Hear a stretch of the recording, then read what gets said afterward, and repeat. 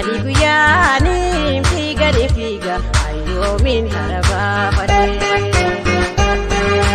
Hojjete jireenya koo fooyyeffachuuf jedhee jaboon obsaan tattaafate. Eededa jireenyaa yaabbachuudhaaf deetiin qe'ira qaqqaabate. Yeroon isaa bara 1960 gama xumuraa keessa ture. Qaanqinni wallee afran qalloom dirree dhawatti qabattee hargeessatti godaantee Hararii fi Finfinneettis onkurri biqilee weellistoonni haaraa inni mul'achuu jalqabaniiti jiran. Akkam jirtu kabajamtootaa fi hordoftoota keenya, nageenyi keenya kabajaa bakkuma jirtan maratti isin haadha qabu jecha guyyaa irraa qabsoo'ichuu fi weellistuu haadha hundaa artist Aloodaa Wedheenya lubbuudhaan of biraa dhabne irratti xiyyeeffachuun seenaa gabaabaa isin biraan geenyam hanga xumura sagantaa keenyatti qaamaaf qalbiin nu faana ta'a. Haa ta'u malee aartichi dhiira qofaan akka guutame ture. Barmaatii fi ilaalcha hawaasaa gaafas ture. Dubartoonni gama dirree bahanii weellisuuf miti haasa'uufuu kan hin mijoofne ture. Gaafa Somaaliyaa san 50 shubbisaa fi Yoonis Abdullaahifaan dubartoota afaan Somaalee weellisan leenjisuun akka isaan dabalanii afaan Oromootiin sirbaniif shaakalsiisaa turaniiru. Bara 1968 tilmaaman amma ciminaa fi tattaaffii Ali Shabboo fi waddootiin erga afran qallotti dirree dhawaa mooraa aartii Oromoo taatee mul'achuu jalqabde. Shamarreen qacaleen magaalaa bareedduun takka dhaabbata daldala bunaa tokko keessatti qacaramtee hojjette. Buna angolaaltee afuuftuudhaan hasharaa fi callaa adda baasaa turte. Yeroo hojjettu garuu hellee fi weedduu aadaa bareedduu leellisuu jaalatti turte. Guyyaa tokko shamarreen tun yeroo weeddisan buna afuufan sagaleen isii gurra gaazexeessaa Mahammad Qophee yookiin Doktora Kabajaa Calaw jettee seente. Mahammad Qophee sagalee dhagayaa jiru dinqisiifatee bakka dhaabbatetti hafe. Ariitiin gama Ali Shabboo yookiin Doktora Kabajaa imale. Sagaleen akkaan miidhagduu fi gurra nama hawwattu dubartii kennaa addaa qabdu dhaga'uu Shabboo itti hime. Ganama itti aanu shamarreen sun bakkuma kaleessan akkuma kalee weeddisaa bunaan galoolaa jirti. Dargaggoonni lamaan gubbaa dhaabbatanii dhaggeeffataa turaniiru. Sagalee isii raajeffatanii kan itti aanu amansiisanii gara aartii Oromootti naquudha qofa carraan jiru. Ishiinis aartii fi kennaa of keessaa qabdu dabaltee jaalala addaatiin qabdi turte. Afeerraa gama aartii isiif taasifamu fudhachuudhaan shaakala ilaalcha hawaasaa gaafas ture cabsitee gama dirree aartii seente. Gitaara Ali Shabbootiin dabalamte sagalee kiloolee isii uumamaan qabdu dhiyeessite seenaa geeddaruu dandeessee jirti. Bara 1968tti taateen seenaa qabeessi magaalaa Finfinneetti uumame. Agarsiisni aadaa Oromoo guddaan yeroo jalqabaatiif qophaa'e Oromoo kallattii hundaan walitti dhufe waltajjiin ho'ite akka ibiddatti laboobdee mul'atte. Tana jidduun urjiin haaraan bahaan mul'atte tun gama waltajjii luf jettee as baate maayikii qabattee gara fuulduratti siqte. Barbaanne wal barra ni baranna walirra jettee sagalee kilooleen sammuu namaa yookiin ammoo maayikiraafoona waltajjii keessaa fuullaatiin gurra uummataa seentee gara roraalte. Namoonni saganticha irratti hirmaatan hundi aartii Oromootiif urjii haara inni fulla'u hubatanii dinqisiifachuun ajab jechisiiste.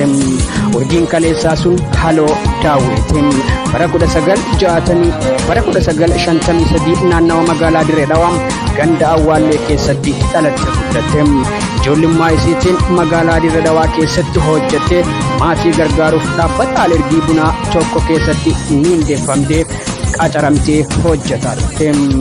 Gaafa gama aartii dhuftu Oromoon seentu gaafa gama aartii Oromoo seentu umriin isii waggaa 15 ture. Sammuu qacaleedhaan Ali Shabboo jalatti alalaasaa leenjitee guddatte. Mahammad Qopheettii fi Abdii Qophee jala jecha of jechamaan guddifattee Adam Haarumii fi Kadiir Sa'iid faa waliin muuziqaa Oromoo miidhagsuudhaan babal'attee as fullaate. Aartii Oromoo guutuu keessatti babal'isuu jalqabde Artist Haloo Daawween. Haloon muuziqaa feetu ol kaasteen feetu gad buustee akka barbaaddetti micciirtee taphachuu nama danda'udha. Aadaan dhuftu ammayyaan dhuftus eenyutu akka Halootti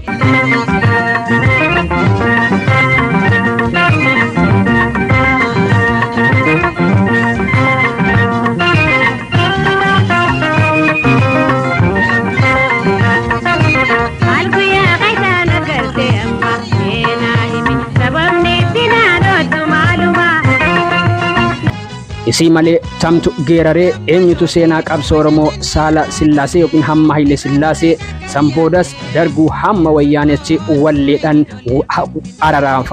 araraasaa ergaawwan qaban dabarfataa turte hin jirtum. Amma dhaggeeffadhaa guurii gurraa fudhadhaa gabroonfataan Habashaa bulchuu Absiiniyaatti kaayyoo Saala Sillaaseedhaan kaayamte Minilikii fi Zawudiidhuudhaan raawwatte. Fakkaataa abbootii garaa ka akka goobanaa daacee qabatanii lola labsanii harma muraa aanolee harmee harma muranii dhiira Nikolaasanii harka irraa ciranii gargaarsa meeshaa lolaa Ingiliis irraa argataniin akkasiin nu cabsanii qaciichaa lammiitiyyaa Oromoo ta'uu isaaniitiif dhumanii Arsii cabsinaan ona ituu afran qallotti darbanii gaafa Halloo Daawwee Helelii Hallayyoo jettu Harargee Garaaraastu gaafa Dammashoolee jette Shawaa Buhaarsitu gaafa ehee jettee qe'ee gootota Wallaggaa keessa naannoftum gaafa Arsii Shaashambaa gootum gaafa Walloo ilmaan Ayyaa harmee Oromiyaatti hiitum gaafa Haalaan Alaa Jimma jettee garaaroo raastu gaafa hangafa Abboo ilmaan Booranaa weeddistu Oromiyaa guutuu aartiin walitti hidhuuf carraaqaa nama turedha. Aadaa hunda weellisuun dubartiin isii dursites tahee ittiin qixxaatte agaammattee hin jirtu.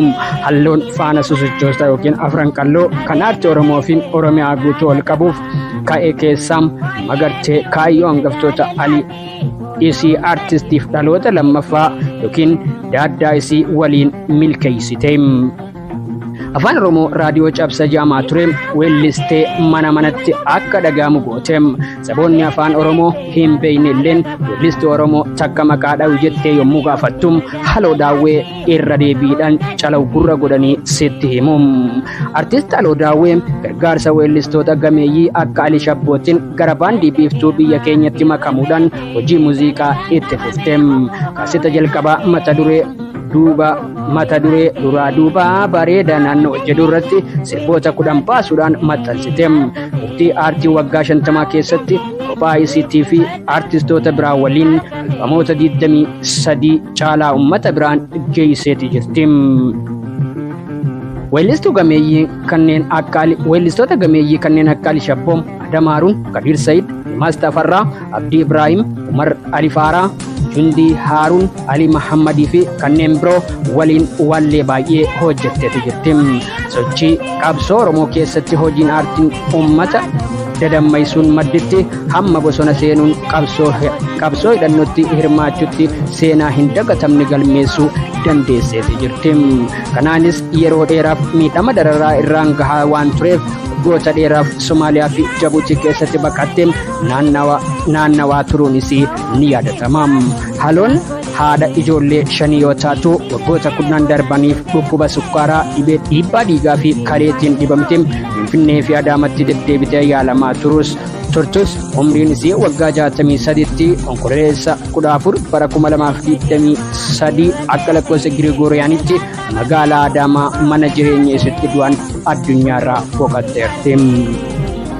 Egaan kabajamtootaa fi daawwattoota keenyaa seenaa gabaabaa Artist Haloo Daawwee irratti xiyyeeffachuun isin ba'an keenyi kan hanga ammaa hordoftan kana ta'a. Qopheessee dhiyeessuun an Roobaa Diinoo